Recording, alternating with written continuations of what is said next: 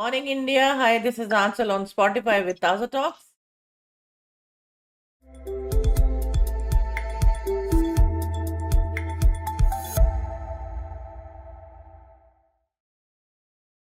So today we are welcoming our esteemed guest. Planets के इर्द गिर्द चक्कर लगाती हैं ये मैम श्वेता भूटानी जी हमारे बीच में है एंड एस्ट्रो और कुंडली एक्सपर्ट न्यूमरोलॉजिस्ट बहुत सारी ख्याति प्राप्त कर रखी है इन्होंने, तो हमारे स्टूडियो में आ चुकी हैं।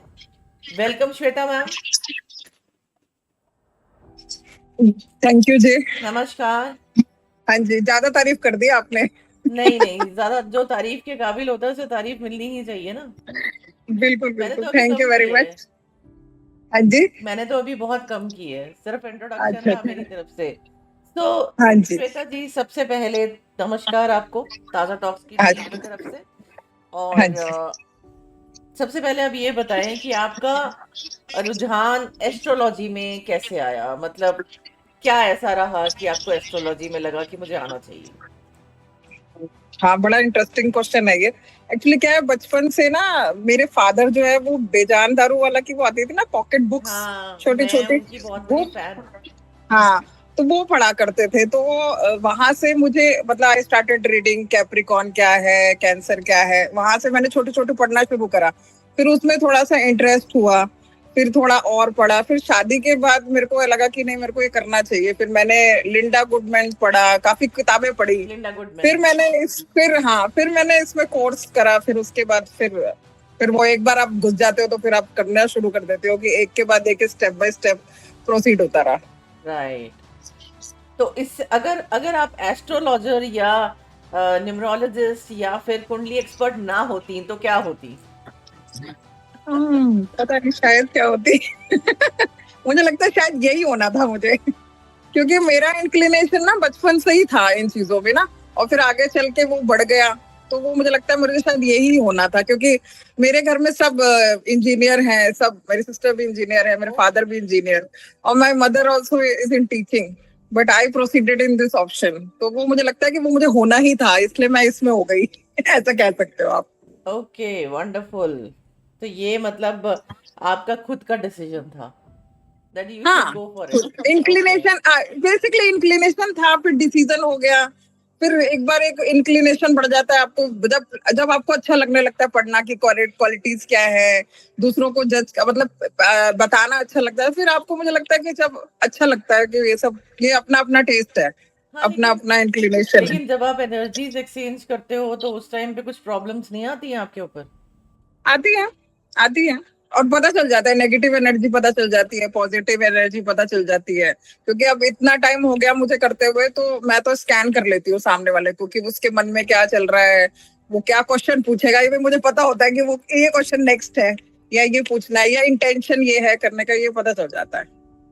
ओके। तो होता है इफेक्ट, नेगेटिव इफेक्ट आता है, लेकिन इट्स पार्ट ऑफ वर्क। जी जी जी जी। तो श्वेता मैम, ये बताइए मुझे कि आजकल के जमाने में भी काफी लोग इसको, एस्ट्रोलॉजी को, मिथ मानते हैं। तो आप ऐसे लोगों के बारे में क्या कहना चाहेंगी जो इस विद्या पे विश्वास नहीं रखते हैं।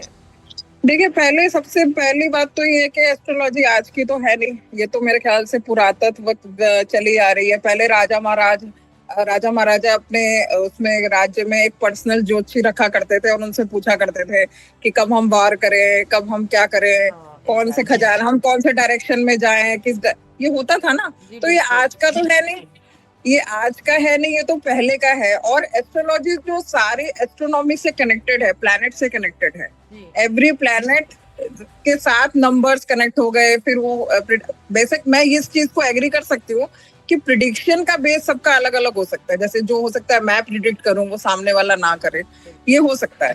लेकिन आप ऐसे बिल्कुल इसको खारिज कर दो, बिल्कुल डिनायल कर दो कि ये है ही नहीं विद्या, ये मैं थोड़ा सा डिसएग्री करूंगी इस बात पे कि है। क्योंकि देखो, अगर हम ये कहते हैं कि प्लैनेट है, ऑर्बिट है, उसमें प्लैनेट्स रिवॉल्व कर रहे हैं, तो फिर एस्ट्रोलॉजी है। और आप पीछे से देखो कि कश्यप ऋषि थे, और जितने ऋषि थे उनका ही सब है ना, उन्होंने ही बनाया, उनकी संतानों ने आगे करा। अब जो मेन एस्ट्रोलॉजी है वो तो पराशर ऋषि की है, तो उनको ही हमने पढ़ा है पहले। पहले उनके जो भी सबऑर्डिनेट्स रहे जिन्होंने पढ़ा, उसके बाद हम लोगों ने पढ़ा। हाँ, इसको आप कह सकते हो मेटरलिस्टिक हो गई हैं चीजें। जी अब लोग प्रिडिक्शन में थोड़ा सा वो करते हैं, लेकिन फिर भी आप डिनाई नहीं कर सकते कि ये विद्या नहीं है। ये मैं थोड़ा सा डिसएग्री करूंगी इस पे। जी जी जी। सो जैसे श्वेता मैम, आप कुंडली एक्सपर्ट हैं और आप न्यूमरोलॉजिस्ट भी हैं, ठीक है। हाँ अब जी। मुझे ये बताइए कि हाँ जी। को कोई दोनों अलग अलग टेक्निक्स हैं। अब बिल्कुल। आपको किसी की दोनों चीजों को आपको देखना है, तो वो उस सामने वाले को कॉम्बिनेशन कैसे उसको अ, असर करता है, कैसे उसको हेल्प करता है उसके फ्यूचर में, उसके करियर को लेके या उसके पर्सनल रिलेशनशिप्स को लेके। ये दोनों टेक्निक्स अलग अलग हैं, और हाँ, साथ में अगर बिल्कुल। एस्ट्रो भी आ जाए तो फिर वो उसको कैसे कॉम्बिनेशंस को आप ऐसा करते हो कि वो हेल्प करे उसको। देखो, जब भी मेरे पास कोई क्लाइंट आता है ना, तो सबसे पहले तो मैं उसकी डेट ऑफ बर्थ ही मांगती हूँ, मैं टाइम नहीं मांगती। अच्छा। तो जब डेट ऑफ बर्थ से बेसिक कैरेक्टरिस्टिक्स क्या है उसकी, उसका बिहेवियर कैसा है, उसके रिलेशनशिप में क्या है, उसके कैसे रिलेशनशिप है, या वो पर्सनालिटी उसकी ओवरऑल क्या है। क्योंकि एक्चुअली क्या है, न्यूमरोलॉजी जो है उसके लिमिटेड एस्पेक्ट्स हैं, उससे हम एक लिमिटेड टेक्निक्स पे बता सकते हैं। एस्ट्रोलॉजी बहुत वास्ट है, और उससे हम बहुत वास्ट क्वेश्चन कर सकते हैं। तो बेसिकली जब भी मैं कोई प्रिडिक्शन करती हूँ, तो आई कोलाइड बोथ, कि नुम्ब्रो भी कोलाइड हो और एस्ट्रो भी कोलाइड हो, और आप सरप्राइज होगे कि दोनों के आंसर सेम आते हैं। अच्छा, ओके, हाँ। वंडरफुल। अगर शनि की दशा अगर एस्ट्रो में चल रही है, तो नंबर्स में भी शनि इफेक्ट होगा, जरूर होगा। अगर किसी के पास 888 है, 888 है, तो उसका शनि खराब है, तो उसकी कुंडली में शनि नीच का होगा। अच्छा अच्छा, ओके ओके ओके। मतलब दीज आर ऑल कनेक्ट। अब देखो ना, आप ऐसे समझो कि हम लोग एक पर्टिकुलर डेट पे क्यों हम पैदा हुए हैं। जैसे अगर कोई 1 पे पैदा हुआ है, तो वो 1 पे ही क्यों हुआ है, वो 2 या 3 पे भी तो हो सकता था, या 4 पे भी तो हो सकता था। तो ये सब ना मतलब everything is destined, what I think, कि सब डेस्टिनाइड है। कि आपने जो कर्म आपने करे हैं, कार्मिक जो भी आपका रहा है बैलेंस, वो आपको इसमें पर्टिकुलर नंबर से, पर्टिकुलर हॉरोस्कोप से आपको वो अपना रोल प्ले करना है। It is just we are playing our roles in this life, what I think. अगर कोई किसी के पास, मान लीजिए, let's say for example, if he or she doesn't have his or her date of birth नहीं है या टाइम नहीं है, तो फिर उसको कैसे आप प्रिडिक्ट करेंगे। देखिए, 2 तरीके हैं उसमें करने के। या तो हाथ देख लें, अगर वो हाथ दिखाने में इंटरेस्टेड है, पामिस्ट्री कर लें उसकी। अगर वो हाथ दिखाने में इंटरेस्टेड नहीं है, तो हम लोग उस टाइम करंट सिचुएशन के हिसाब से एक प्रश्न कुंडली बनाते हैं। जैसे ये टाइम इस समय 12-23 का चल रहा है, डेट आज की डेट 12-23, और जगह लेके उस समय का जो भी चल रहा है उसके हिसाब से प्रिडिक्ट करते हैं कि वो। लेकिन उसकी थोड़ी लिमिटेशंस है। जैसे आप ये बता सकते हो क्या होने वाला है, जैसे उसमें 1 आंसर, 2 आंसर, क्योंकि वो करंट सिनेरियो है ना। लेकिन हाँ, उससे ये कि उसकी हेल्प हो जाएगी, करंटली जो वो पूछना चाहता है उससे उसकी हेल्प हो जाएगी। Okay, wonderful. सो ऐसा कोई लाइफ में कोई आपका ऐसा प्रिडिक्शन रही जिसमें कोई ऐसा मोमेंट आपको याद हो कि जिसकी लाइफ में, किसी की लाइफ में ड्रास्टिकली चेंज आया हो आपकी प्रिडिक्शन की वजह से। ऐसे तो बड़े केसेस है। लेकिन 2-3 देखो, मैं आपको याद है, मेरे पास एक क्लाइंट आई लॉकडाउन से, मतलब when I started my career around 2012 2013। तो आई वाज जस्ट प्रैक्टिसिंग। तो लोग आते थे कि भाई बहुत बहुत छोटे भी थे उस समय, तो लोग जज करते थे भाई आता भी होगा। तो उस समय मेरे पास एक लड़की आई किसी के थ्रू। तो उसने मुझसे पूछा कि ना, मेरा हस्बैंड से बन नहीं रही, और मेरा डिवोर्स का मेरे को फाइल करना है। तो मैंने उसको बोला, मैंने कहा नहीं, डिवोर्स वगैरह मत फाइल करो, आप वर्कआउट करते हैं, आप थोड़ा वेट करो, मेरे ख्याल से डिवोर्स होगा नहीं। तो उसने मेरी बात मान के नहीं फाइल करा, और now she is happily married, और उसका सही चल रहा है। और वो आज भी मेरे को, मतलब इतने साल हो गए, वो आज भी उसको कुछ होता है तो वो मेरे से ही पूछती है।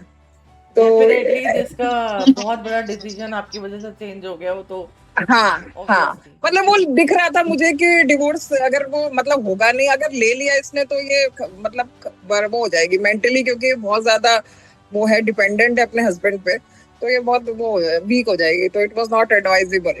क्योंकि देखो, आप कोई भी कुंडली देखते हैं तो हम सामने वाले की मेंटल कंडीशंस क्या हैं, सामने वाले का वो सब भी जज करते हैं ना। इट इज नॉट ओनली कुंडली एंड नंबर्स, तो वो सारा ही देखते हैं। Perfectly all right. So if I talk about कुंडली मिलन या शादी का योग, ये सब, तो ये आप कैसे इसमें हेल्प करते हैं, किस तरह, क्योंकि आप कुंडली एक्सपर्ट हैं, तो ये हम्म। डिसीजन बहुत क्रूशियल होता है, हाँ, तो इसमें देखो आपका बेसिकली, कैसे हाँ, हेल्प करता है प्रेडिक्शन? हाँ, देखो इसमें बेसिकली क्या है, जैसे अगर कोई मेरे पास आया है कि कुंडली मिलाओ, तो हम सबसे जैसे मांगलिक, सबसे पहले कंसिडरेशन होता है कि मांगलिक देखो, तो वो देखते हैं। और उसके बाद ना मेरी कोशिश ये रहती है कि हॉरोस्कोप में फ्रेंडली हॉरोस्कोप होने चाहिए, आपस में ओके। उनका ऐसा होना चाहिए कि आपस में उनका कोऑर्डिनेशन। दो मांगलिक तो चलो सेकंड कंडीशन हो गया, वो हम लोगों ने, क्योंकि देखो मेरे ख्याल से 90% जनता मांगलिक है, जी जी जी तो जी। अगर ऐसे होने लगा तो शादी बड़ी मुश्किल हो जाएगी ना। तो वो तो चलो सेकंड चीज है, बट मेरी ये कोशिश रहती है कि जो भी हॉरोस्कोप है वो आपस में उनका जो चंद्र राशि है वो फ्रेंडली हो, उनकी लगन फ्रेंडली हो, और उनका जो आपस का कोऑर्डिनेशन है वो फ्रेंडली होना चाहिए, नहीं तो फिर शादी चलेगी कैसे। तो वो सबसे पहले मेरी प्रायोरिटी होती है, बाद में मैं मांगलिक और ये गुड़ वगैरह बाद में देखती हूँ। तो मान लीजिए कि एक की कुंडली नहीं मिल पा रही है, लेकिन वो दोनों बहुत प्यार में फंसे पड़े हैं, फिर क्या करेंगी आप? प्यार वालों को तो देखो भगवान ने ही मिला दिया, हम कौन होते हैं फिर उनको अलग करने वाले। तो वो प्यार वालों को तो वैसे ही रिकमेंड। एक बात बताइए हाँ, मुझे, कभी आप हाँ। ऐसी ऐसी शादी में शामिल हुई है कि आपको पता है ये तलाक होगा, फिर भी हंसते हंसते आप नहीं, चली गई? नहीं, नहीं, टच वुड, ऐसा अभी तक नहीं हुआ, ऐसा अभी तक नहीं ओके। हुआ। जी जी जी जी। ये तो हम लोग चलिए एक एक्चुअली, वो रहा, हाँ, मैंने कहा ये तो चलिए एक मजाक रहा, पर ऐसा मतलब जैसे मूवीज में हम देखते हैं कि पैसे दे दिए और कुंडली मिला दो। नहीं, नहीं, नहीं, ऐसे काम मैंने अभी तक नहीं करे हैं। एक मेरे पास लॉकडाउन में केस आया था, वो कोई आईएएस ऑफिसर थे, उनका कोई लव चल रहा था अपनी कुलीग से ही। तो उन्होंने मुझे ओके बोला था, मैडम आप ऐसी कुंडली मिला दो कि मेरी शादी हो जाए। भाई मेरे पेरेंट्स या उसके कुछ ब्राह्मण, कुछ शेड्यूल कास्ट, सब ऐसा ही था, वो काफी पुरानी बात हो गई। जी। तो मेरा मन नहीं माना था, लेकिन फिर मैंने कहा नहीं यार, अब भगवान ने ही उनको मिला दिया तो फिर मैं कौन होती हूँ। तो फिर उनकी शादी करा दी थी। तो वो शादी ठीक चल रही है? हाँ, बिल्कुल फर्स्ट क्लास चल रही है शादी। ओके। तो मैम ये बताइए मुझे कि क्या नाम का न्यूमरोलॉजी से कनेक्शन होता है या सिर्फ नंबर से होता है? देखिए सभी चीजों से होता है, क्योंकि देखो हर अल्फाबेट को एक नंबर है। जैसे ए को 1 है, जैसे हर नंबर को एक अल्फाबेट डिनोट, वो नंबर डिनोट है, तो इफेक्ट करता है। जैसे सपोज आपका जो डेट ऑफ बर्थ है, जैसे मेरा ही डेट ऑफ बर्थ है वो 6 नंबर पे आता है, जैसे अब 2 पे आता है, सॉरी, और मेरा नेम नंबर जो 6 पे आता है, तो वो दोनों आपस में फ्रेंडली हैं। तो अगर वो 6 पे नहीं आ रहा होता तो मैं उसे कोऑर्डिनेट करके उसमें ए जोड़ के या कुछ करके उसे नंबर्स कोऑर्डिनेट करा देती, जिससे वो आपस में सिंक्रोनाइज हो जाएं। ओके। तो मैम जैसे आजकल नाम में भी करेक्शंस करवाते हैं लोग, या बिल्कुल। सिग्नेचर्स में भी होते हैं, तो क्या ये चीजें हम्म। सच में होती हैं, सिर्फ इफेक्ट होता है? हाँ, बिल्कुल। लेकिन ये है कि जैसे सपोज अगर मैंने अपने नाम में सपोज ए एक्स्ट्रा कर दिया, जैसे मेरा नाम श्वेता है, उसमें मैंने ए एंड में ए जोड़ दिया, तो it should be pronounce like that only, वो ऐसे ही प्रोनाउंस होना चाहिए। नहीं तो उसकी वाइब्रेशन नहीं आएंगी उस अल्फाबेट की, तो फिर वो यूजलेस है। या फिर आप उसको लिखो, राइट इट, उसको लिखो बार बार, कि जिससे वो जो ए नंबर का जो मैंने ऐड करा है उसकी जो वाइब्रेशंस है वो आपके नंबर को मिले, नहीं तो वो यूजलेस है फिर करना। ओके। तो ये वाइब्रेशंस मैच होती हैं? हाँ, बिल्कुल। Everything is connected, numbers, your name, your mobile number, सब। आप ये देखो ना, कई बार आपने देखा होगा लोगों को ना रिपीटिशन में वही नंबर्स मिलते हैं। हाँ। कई बार आपने देखा होगा चेंज करने की हम कोशिश करते हैं, लेकिन हम वही नंबर पे बार बार आते हैं, तो they are connected somewhere to us. Okay. वो नंबर्स आपके तो उन कनेक्टेड हैं। ये जो हम लिखते हैं इसको, ये कैसे डिसाइड करते हैं कि ये रेड पेन से लिखना है, ये ब्लू पेन से लिखना है, ये ग्रीन पेन से लिखना है?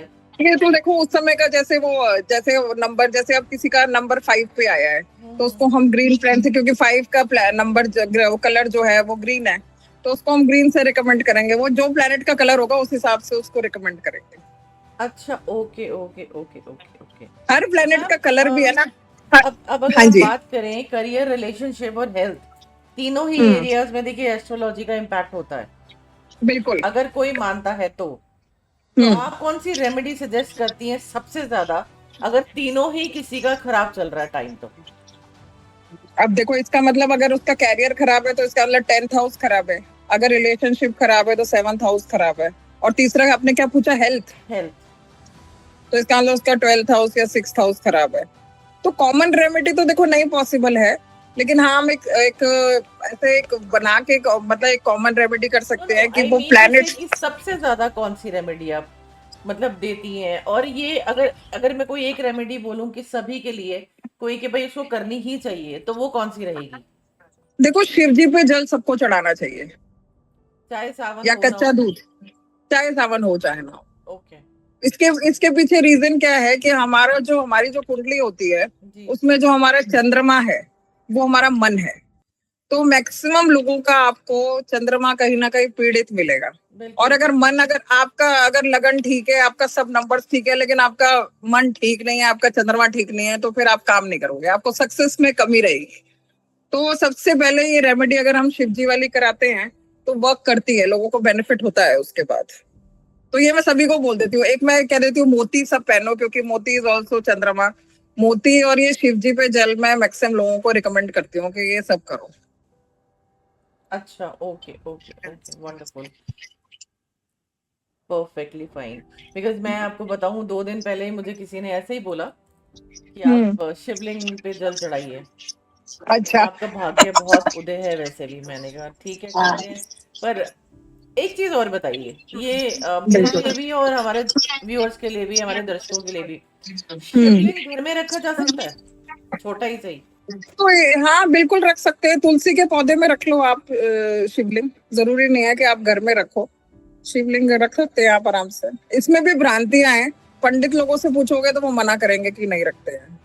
लेकिन अब जैसे टाइम मॉडर्नाइज हो गया है, टाइम के साथ सब चीजें मॉडर्नाइज हो गई है, तो मेरे ख्याल से भगवान है, भगवान को घर में रखने में कोई दिक्कत नहीं होनी चाहिए। तुलसी के पौधे में रखा जा सकता है? हाँ बिल्कुल रखा जा सकता है, शालिग्राम भी रखते हैं तुलसी के पौधे में, और आप वैसे भी रख सकते हो। अच्छा, ओके, आपने तो मेरी बहुत बड़ी समस्या ही हल कर दी। अब आप जल चढ़ाओ रोज उस पे। बिल्कुल बिल्कुल, मेरे को बोला तो मैं तो अब करूंगी जरूर। तो मैम, हाँ। अब आपकी प्रिडिक्शंस के बारे में बात करें तो जब आप प्रिडिक्शंस करती हैं तो आप अपनी एनर्जी को कैसे बैलेंस करती हैं? क्योंकि डेली इतने सारे प्रिडिक्शंस करते हैं तो इम्पैक्ट तो अपने हम्म। ऊपर भी आता ही है। तो आप अपने आप को कैसे बैलेंस करते हो? बैलेंस करने के बड़े सारे तरीके होते हैं इसमें। देखो मैंने इसके लिए देखिए ब्लैक ऑब्सीडियम पहना हुआ है, क्योंकि वो नेगेटिव एनर्जी कैच करता है। कई बार होता है कि लोग आते हैं हमारे पास नेगेटिव एनर्जी से आते हैं, कई लोग जज करने भी आते हैं कि भाई आता है नहीं आता है, ऐसे लोग भी आते हैं। तो इसके लिए मैंने एक ब्लैक ऑब्सीडियम पहना हुआ है कि वो एनर्जी को कैच करता है। दूसरा ना, मैं मेडिटेट करती हूँ रेगुलरली। ये शिव जी के मंत्र जो है मैं रेगुलर करती हूँ, और कोशिश करती हूँ कि सामने वाले की एनर्जीज जो है वो मुझे इफेक्ट ना करें। मतलब it is like this only. हाँ। जी जी जी जी, बिल्कुल। तो जैसे आपने बताया कि आप स्पिरिचुअल रूटीन भी फॉलो करती हैं। हम्म। ओके, तो सबसे ज्यादा आपके पास कौन से केसेस आते हैं, कुंडली वाले या न्यूमरोलॉजी वाले या एस्ट्रो वाले? मेरे पास सभी आते हैं। मेरे पास ज्यादातर, देखो बीइंग अ लेडी, मुझे लगता है शायद लेडीज ज्यादा कंफर्टेबल होती हैं बात करने में। तो मेरे पास marriage problem, extramarital affairs, marriage problem. अच्छा, ऐसे? हाँ देखो अब सोसाइटी का सिनेरियो थोड़ा चेंज हो गया है, तो ये केसेस भी हैं। Marriage marriage problem, late marriage, और बच्चे वगैरह की ज्यादा प्रॉब्लम्स, ये मेरे को ज्यादा ज्यादा प्रॉब्लम ज्यादा आती हैं ये सब चीजें। बाकी आते हैं, लेकिन मतलब आप ये कहो कि 80% मेरे को ये वाली क्लाइंटेज है, और 20% मेरे को बाकी अदर चीजों में है। तो आपकी पर्सनल और प्रोफेशनल लाइफ कैसे बैलेंस होती है? आप सुबह से लेकर रात तक आपका क्या रूटीन रहता है आपका अपना? सुबह वही अपना उठ के अपना घर वर का काम निपटाया, फिर अपना ऑफिस ऑफिस देखा, फिर जैसे जैसे कंसल्टेंसी आती रही वैसे वैसे कंसल्टेंसी करते रहे। यही रूटीन है मेरा बेसिकली। जो हो जाए, मतलब मुझे लगता है जो मैं इजीली कर पाऊँ, ऐसा नहीं है मेरा पर्टिकुलर, ऐसा नहीं है कि मैं रोज मंदिर ही जाऊँ, ऐसा नहीं है। जी जी, लेकिन बिल्कुल। हाँ मतलब जो मैं इजीली कर सकती हूँ वो मैं करती हूँ, फॉलो उसको। तो मैम देखिए, ये बहुत बड़ा चैलेंज है। आपने एस्ट्रो भी किया, कुंडली एक्सपर्ट भी आप हैं, आप न्यूमरोलॉजिस्ट भी हैं। ये चैलेंज ही अपने आप में बहुत बड़ा होता है कि एक ट्रस्ट इशू बैठ जाता है सबका। तो हम्म। हम्म। इसमें सबसे बड़ा चैलेंज क्या रहता है जब आपने स्टार्ट किया? हाँ जी। तो इसमें सबसे बड़ा चैलेंज आपके लिए क्या रहा? कहाँ हेलो। आपको हर्डल्स आए, कहाँ आपने फेस किया? हर्डल्स देखो ये है, क्योंकि मैंने जो कुछ भी एक्चुअली उस समय जब हमारा हमारा टाइम था, जल्दी शादियां हुआ करती थी, तो बहुत जल्दी शादी हो गई थी। I was just in second year of BCom, तो जल्दी शादी हो गई थी। तो सब मैंने शादी के बाद करा ये सब। तो ये सब मैंने पढ़ाई भी बच्चों बच्चों के साथ करी, बच्चे भी पढ़ते थे, मैं भी पढ़ती थी। तो ये हर्डल्स था सबसे बड़ा, मतलब सबसे बड़ा हर्डल ये रहा कि मतलब बच्चों के साथ पढ़ना, सब चीजें बड़ी डिफिकल्ट हो गई थी। लेकिन मेरे हस्बैंड ने बहुत सपोर्ट करा इन सब चीजों में। तो वो बच्चे वगैरह वो देख लेते थे, उनके एग्जाम वगैरह की वो करा लेते थे, तो मैं पढ़ती चली गई आगे, इंटरेस्ट बनता चला गया। मोटिवेशन भी उन्हीं का ही था कि बहुत ये बढ़िया। करो, तो उनको लगता था कि पढ़ती रहती है तो इसको करा दो, कोर्स करा दो, इसको इंटरेस्ट है तो करा दो। जी बिल्कुल बिल्कुल बिल्कुल। तो आप ऑनलाइन ऑफलाइन दोनों कंसल्टेशंस लेती हाँ हैं? जी, मैं हाँ ऑफलाइन ऑनलाइन दोनों तरह की कंसल्टेंसी लेती हूँ। ओके। तो जैसे आप इसके अंदर अगर आपसे आगे फ्यूचर में आने वाले टाइम में आपसे कोई एकेडमिकली कोर्स लेना चाहे या सीखना चाहे, या अभी भी आप सिखाती हैं ये सब, ऐसा भी कुछ है? नहीं, अभी तक मैंने सिखाया नहीं है किसी को, क्योंकि मुझे लगता है मैं अभी खुद ही सीख रही हूँ कई चीजें, तो अभी सिखाया नहीं है। लेकिन हाँ, अगर जैसे अगर कोई सीखना चाहे तो आई कैन, मतलब ऐसा सिखा दूंगी, ऐसा कुछ नहीं है। ओके। क्योंकि पढ़ा तो है, पढ़ा सकते हैं, अगर पढ़ा हो तो ही पढ़ा पाओगे ना। तो पढ़ा है तो पढ़ा सकते हैं, ऐसा नहीं है। जी बिल्कुल। सो मैम, आप उन लोगों के लिए क्या मैसेज देना चाहेंगी जो एस्ट्रोलॉजी सीखना चाहते हैं, या न्यूमरोलॉजिस्ट बनना चाहते हैं, या कुंडली एक्सपर्ट बनना? कुंडली एक्सपर्ट तो देखिए, मुझे ऐसा लगता है कि सबके बस की बात नहीं है, हाँ क्योंकि बिल्कुल। ये बहुत ही क्रूशियल डिसीजन है लाइफ के लिए। तो ये आप ही हैं, मुझे लगता है बहुत है। तो लेकिन कोई एस्ट्रो में जाना चाहे, या फिर क्योंकि आजकल अब बहुत सारे एप्स चल रहे हैं, बहुत तो सारे उसमें ऐप्स चल अगर रहे अपना हैं। कोई करियर बनाना चाहे तो उनके लिए आप क्या मैसेजेस देना चाहेंगी? देखिए, सबसे पहले तो ना एस्ट्रोलॉजी को अगर किसी को करना है तो मैं ये उसको सलाह दूंगी कि पहले आप अपने घर की जितनी जिम्मेदारियां, जैसे शादी वादी कर लो, बच्चे बच्चे सब कर लो, तब उसके बाद आप एस्ट्रोलॉजी में जाओ। क्योंकि एस्ट्रोलॉजी जो है थोड़ा सा ना डिटैचमेंट भी देती है आपको चीजों से, जैसे थोड़ा सा वर्डली चीजों से आपको हटाता है, क्योंकि आप इतना डूब जाते हो इसमें कि आपको बाकी, और फिर आपको ना चीजें समझ आने लगती है कि अरे ये सब तो यूजलेस है, ये सब बेकार है। तो फिर आप ना थोड़े डिटैच हो जाते हो। तो मैं, ये जो बच्चे हैं छोटे छोटे, एटलीस्ट जो 25-26 साल तक के हैं, उनको तो मैं बिल्कुल ये कहूंगी कि नहीं, अभी नहीं। जब आप मैरिड लाइफ अपनी कर लो, एक अपनी जिम्मेदारियां पूरी कर लो, उसके बाद आप सीखो। और जहां तक एस्ट्रो की बात है, अगर एस्ट्रो को सीखना है तो उसके लिए पूरा डेडिकेशन चाहिए। मतलब मेरे को 12 साल 13 साल हो गए करते हुए, और मुझे अभी भी लगता है जैसे मैं कई चीजों में मेरे को नहीं आता, कई चीजें मैं लैक करती हूँ। क्योंकि इतना वास्ट सब्जेक्ट है, इतना वास्ट सब्जेक्ट है, मुझे लगता है एक जन्म भी कम है इसके जितना लिए। पढ़ो उतना कम। उतना कम है, क्योंकि रोज नई चीजें निकल के आती हैं। आप जब हॉरोस्कोप देखोगे, आपको हर बार आप नए एंगल से देखोगे, हर बार आप नए एंगल से देखोगे। और यही रीजन है कि हर की, जैसे अब मैं हूं या कोई और है, उसकी प्रिडिक्शन अलग हो जाती है, क्योंकि हर बार हम उसे नए तरीके से देखते हैं।